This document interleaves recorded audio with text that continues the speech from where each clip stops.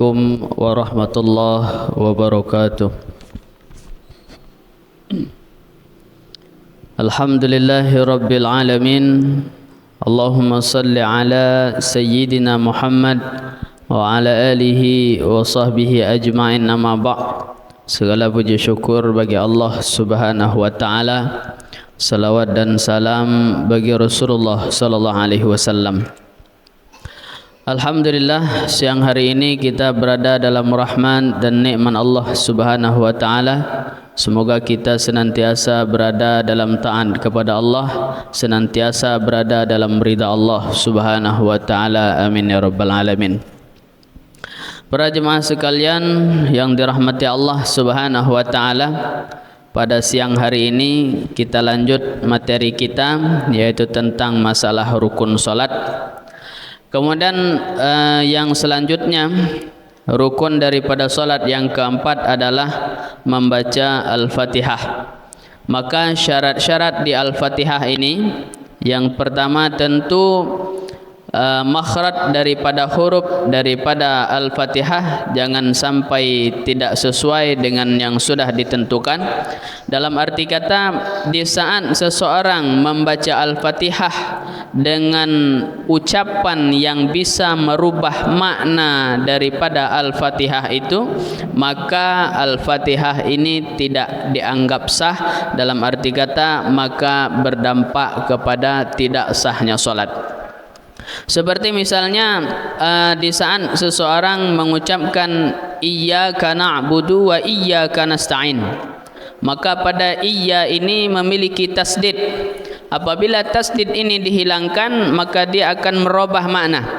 Yang seharusnya makna daripada iyyaka na'budu, hanya kepada engkau kami menyembah, wa iyyaka nasta'in, dan kepada engkau kami meminta pertolongan.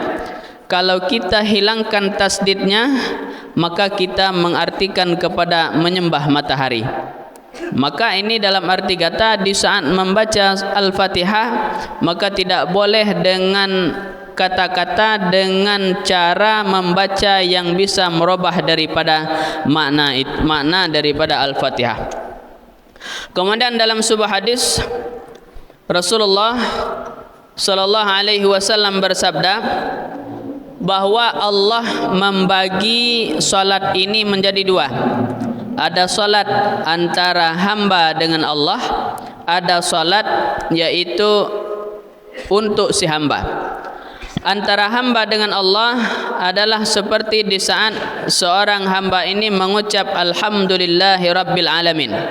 Maka ternyata di saat seseorang membaca surah Al-Fatihah dengan membaca bismillahirrahmanirrahim, alhamdulillahi rabbil alamin, di saat seseorang dalam salat membaca Al-Fatihah menyebut alhamdulillahi rabbil alamin, maka Allah akan menjawab bahwa hamidani abdi, bahwa hambaku sedang memujiku.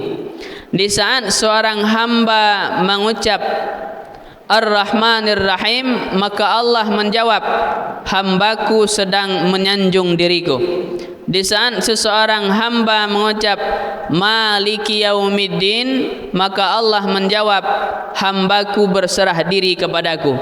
Dan di saat kita mengucapkan iyyaka na'budu wa iyyaka nasta'in, maka kata Allah Subhanahu wa taala, ini adalah letak antaraku dan di antara Allah, dan di antaraku dan antara hambaku. Maka bagi hambaku adalah apa yang dia minta. Maka ulama mengatakan, di saat kita mengucap iyyaka na'budu wa iyyaka nasta'in, mintalah kepada Allah Subhanahu wa taala, maka Allah akan mengabulkan di saat kita mengucap iyyaka na'budu wa iyyaka nasta'in.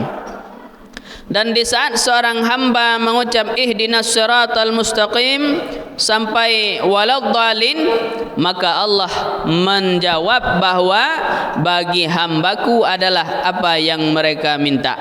Dalam arti kata, ini merupakan doa kita kepada Allah Subhanahu wa taala agar Allah senantiasa menunjukkan kita kepada jalan yang lurus, kepada jalan yang mengikuti jalannya Rasulullah sallallahu alaihi wasallam, jalan yang diridai oleh Allah Subhanahu wa taala. Kemudian rukun yang kelima yaitu rukuk.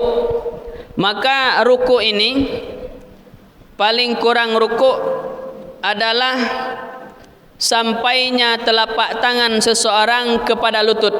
Itu ukuran standarnya. Ukuran standar daripada ruku adalah di saat seseorang sampai tangannya kepada lutut. Jadi kalau standar biasanya cukup macam kowe. Asal sampai inilah, itulah cukup memadai sudah. Salah sampai telapak tangan di lutut itu memadai. Tetapi yang untuk yang lebih afdal, untuk yang lebih sempurna, yang pertama di saat kita rukuk maka hendaklah bahwa punggung kepala kita itu sejajar, lurus. Tak ada yang terlalu tegak, tak ada yang terlalu menunduk, datar macam tu. Ulama kata sama seperti lurusnya papan satu helai. Kemudian di saat kita rukuk ini kita memegang lutut dan menjarakkan jari menghadap kiblat. Dalam arti kata megang lutut itu tak macam ko, ada macam ni, tetapi lurus macam ko. Pegang lututnya. Itu apa namanya untuk sempurna. Dan yang terakhir agar sempurna untuk kesempurnaan rukuk ini bahwa kaki kita ni tetap tegak lurus. Jadi di saat kita rukuk jangan diketul macam ko. Ko memang tidak membatalkan solat tetapi tidak sempurna.